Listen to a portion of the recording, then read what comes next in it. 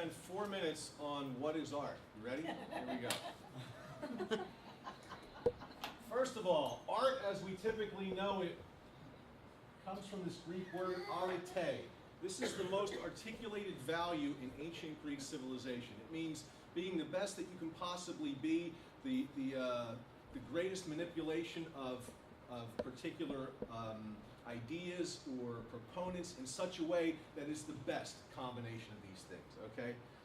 The ultimate fulfillment of your purpose or your function and living up to the extreme potential that you are having. So all of these things go into what we consider to be art.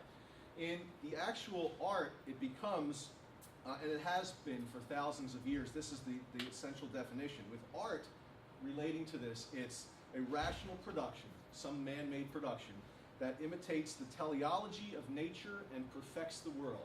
Teleology means something that is, well, let me see. It's the doctrine of design and purpose in the material world. And when you say a piece of artwork is teleological, it means that it is, it's the argument for the existence of God because of order and nature and beauty. And so these things are proofs or clues to the existence of God, if you just read Tim Keller's book. These are clues for God, right? Okay? So that's the traditional definition of art that we've had for thousands of years.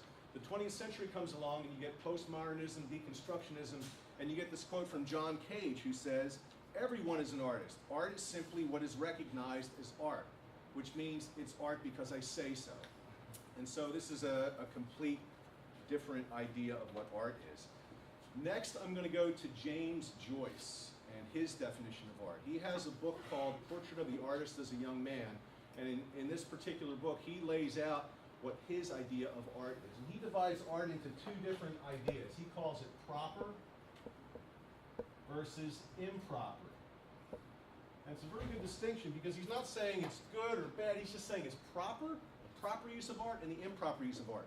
I'm also going to quote from Joseph Campbell, who is a great mythologist and a great person who can clarify a lot of Joyce's ideas. So in the improper factor, we'll talk about that first. Improper art would be, he calls it kinetic, okay? And that would be art that is intended to teach, art that is didactic, some kind of artwork that would be lent to a different purpose. And let me just read a Joe Campbell, let me read the other one too. So we have didactic art that would be art to teach. Then we have something that he calls pornography. And in Joyce's definition, pornography is a type of art that would lead you to want to possess the object. Here's Joe Campbell on this. Art that excites desire for the object as a tangible object, Joyce calls pornographic. Art that excites loathing or fear for the object, he terms didactic or instructive. All sociological art is didactic.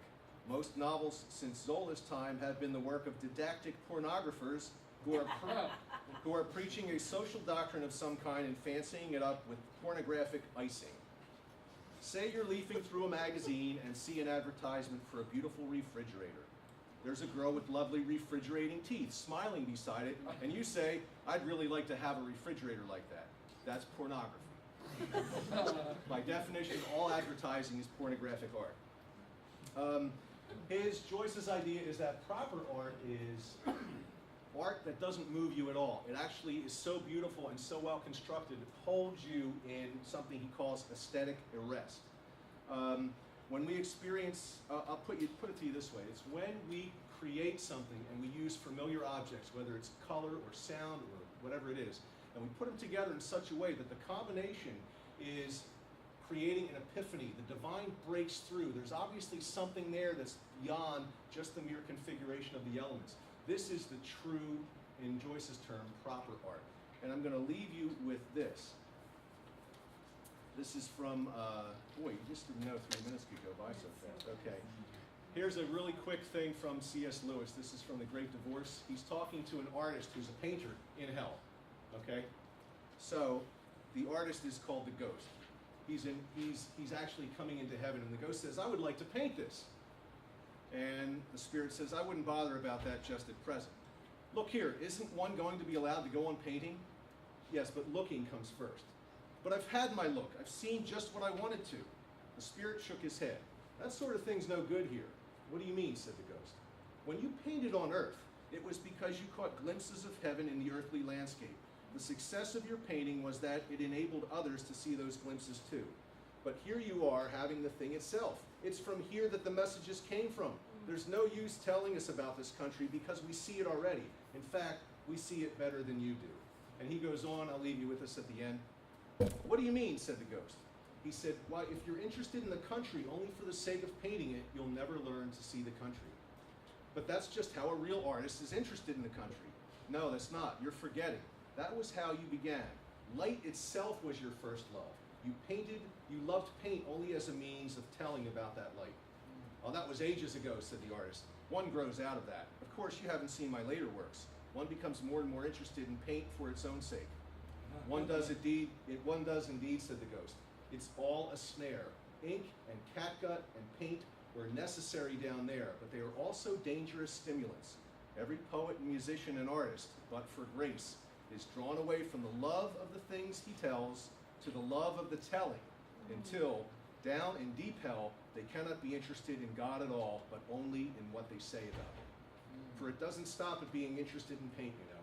They sink lower, become interested in their own personalities, and then in nothing but their own reputations.